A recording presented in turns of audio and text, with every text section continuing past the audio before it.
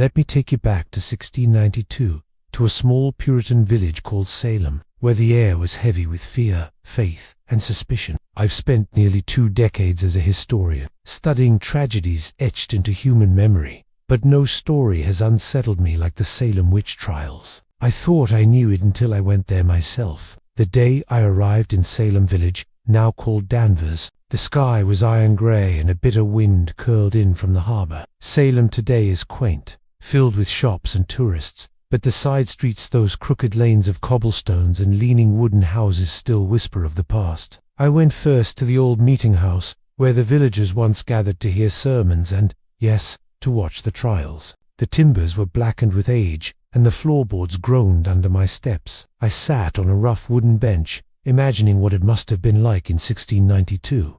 What would I have seen? The magistrates in their dark cloaks, faces grim under their hats, the ministers with their bony fingers steepled in prayer, and then the crowd, the frightened villagers packed into the hall to witness proceedings so terrifying that even they could end up accused. To understand how this story took hold and why it continues to fascinate us even today, we have to go back to the beginning. It all began with 2 girls, Betty Paris and Abigail Williams. They were just children when they started screaming, convulsing, claiming invisible spirits tormented them. A doctor examined them and declared it unnatural, and in a village that saw the devil in every shadow, fear ignited like dry kindling. At first, there was confusion, then suspicion, and then, yes, panic. Names were soon whispered: Sarah Gweed, Sarah Osborne, Chatuba. The girls accused them of witchcraft, claiming they sent spectres to pinch, choke and torment them. And while today we may dismiss these claims as delusion or hysteria, in 1692,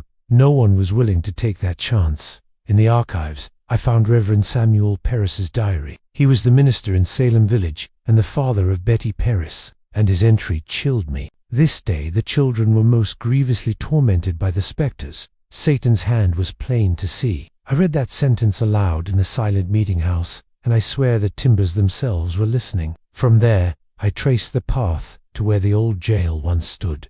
Today, only a plaque marks the spot. The building is long gone, but the ground felt cold, heavy, like it still remembered. Inside, 24 prisoners were once held, chained in filth and darkness. Some were old, some were pregnant. All of them were terrified. I imagined Rebecca Nurse, a pious woman in her 70s, whispering prayers through the bars. I pictured Sarah Good, thin and starving, clutching her unborn child as the accusations mounted. And I thought of Giles Corey, proud and unyielding, refusing to plead, knowing the price of silence. That night, I sat in my hotel room reading through court transcripts. She sent forth her spectre to pinch and choke me, one accuser cried in her testimony.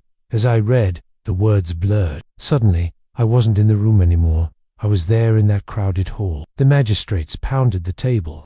Abigail Williams pointed a finger, trembling, at Rebecca Nurse. The villagers gasped. Rebecca cried out, her voice breaking. I am innocent as the child unborn, but her words drowned under the shouts of which. The next morning, I climbed Gallows Hill, the place believed to be where the executions occurred. The wind was sharp, cutting through my coat. 19 innocent souls were hanged here, and Giles, Carew refusing to plead, was pressed to death under heavy stones. His last words, according to witnesses, were simply, "More weight." As I stood there imagining the ropes, the gallows, the silence after a body dropped, I heard it, a whisper. "Do you believe now?" I spun around. No one, only the wind in the trees waiting for someone new to accuse. That night, I dreamt of the trial again. Only this time the accused turned to look directly at me. Their eyes begged me to speak, to tell the truth. They were denied. And in the shadows behind them, something else watched, dark, patient, almost smiling. I woke, with my chest tight, the room icy cold. When I left Salem at dawn, the sun rose pale and weak. Even after 19 years of research, I cannot shake what I felt there. The Salem Witch Trials were never truly about witches. They were about fear, raw, unrelenting fear, and how easily it can be turned into a weapon. And fear like that never really dies. Even now, if you walk Salem's narrow streets at night, you might feel it too. That weight in the air, those unseen eyes, watching, waiting for someone new to accuse. For more stories of suspense, Stay tuned. And if you want to learn more about the Salem Witch Trials, I have a link to a playlist of videos in the description below. Thanks for watching.